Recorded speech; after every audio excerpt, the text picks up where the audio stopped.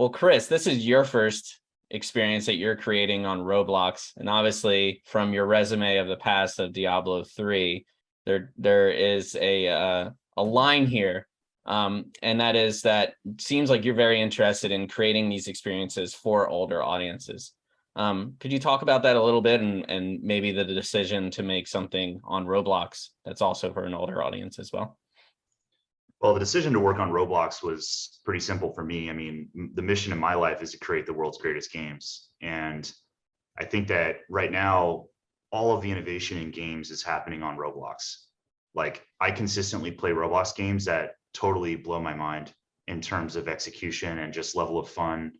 And it's so easy to play with your friends. So that's sort of the impetus, right? There's just so much innovation happening. It's crazy. So aged up, like, I've been reading some like, to prep for this, I've been reading some psychology books, and the guy that pretty much covers this the best is Jean-Paul Piaget. And he has these kind of 4 stages of childhood development and play. And by the time, he's got this really famous kind of example, and I thought it was super interesting. I'm going to relay it here. But he would give kids of different ages the task of balancing a scale with weights, right? And on one end, he would put a bunch of weights in, and on the other end, he would leave it empty and wait for the kid to put the weights on the scale with the proper amount to balance the scale, right? And it wasn't until the kids reached about the age of 13 where they were able to create a conceptual model of how many weights I should put on this scale before trying to put any weight on the scale. So they would think about how many weights needed to go on it to balance it, and then put the weights on. Whereas before that age, 10 and under, what they would do is just trial and error, just start putting stuff on the scale and figure it out through kind of a tactile learning experience. And so I think that when you look at how to age it up, I think you really extrapolate that out upwards, and you think, like, it's exactly what the Arsenal dudes are saying. It's like that complexity, right? Like, take Arsenal's an amazing product. Take Warzone, like Call of Duty Warzone, for example. They have advanced movement mechanics, very advanced. You can slide, you can use blockers in the environment. You spawn in with a parachute that you can cut at any time. You have multiple weapons you can swap through. There's a long respawn timer. The level of input and complexity is much higher. And I would wager that the age group for Warzone is also much higher because of that, right? So I don't know if I answered your question, but those are some of my thoughts. No, I mean, that's very interesting.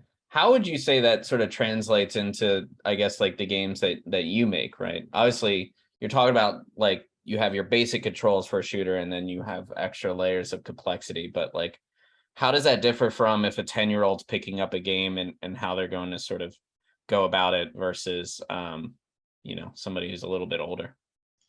Yeah, I mean, so for us, the games that we make have to have a rich complexity to the gameplay itself, first of all. And unless it's a sort of a, like, think about a simulator game, because we build combat games where you smash crates and loot flies out, right? Like, but a simulator game is similar in some ways. And it's not the input complexity that makes a simulator game appeal to an older audience. What you would do is you would have a very rich and layered sort of meta system that sits on top that has complex interactions with different resources and such that you have to manage as a player, right? So that you can optimize the rate at which you're getting your dopamine hits, right? I mean, that's how the approach would be. And so for us, what that looks like is, we have like a left click and a right click and a dash in our game, but honestly, I feel like the mastery curve is too low, right? And so if the mastery curve is too low, it just, the player is going to come in, feel like they've already got a great, they feel like they've mastered it too quickly, and they're not going to stick around. So I think that that's a huge component. Whereas, like, baseline, like Arsenal, just the aiming and shooting is already enormously complex, right? And this mastery curve on that it's extremely high, as evidenced by the fact that I can't get a single kill in Arsenal without dying at least 10 times. You know what I mean? It's insane how good people are at that game. Yeah, it's definitely that people are good and not that I'm terrible at shooters. I promise. Yeah. No, but I totally agree with you. And that's a very interesting point because we see it all the time where you'll see like a simulator pop up into the top 10 and then over time it'll dwindle and sort of disappear. And part of that is because it's very successful initially because it's easy to pick up. There's a lot of trial and error and you can get into the loop quickly. But when you're taking a look at like an older audience, right? Once you get through that surface level, older players are starting to look for, okay, what's the next layer of complexity, or what's the next way that I can sort of master this or build upon my knowledge of it or get better at it.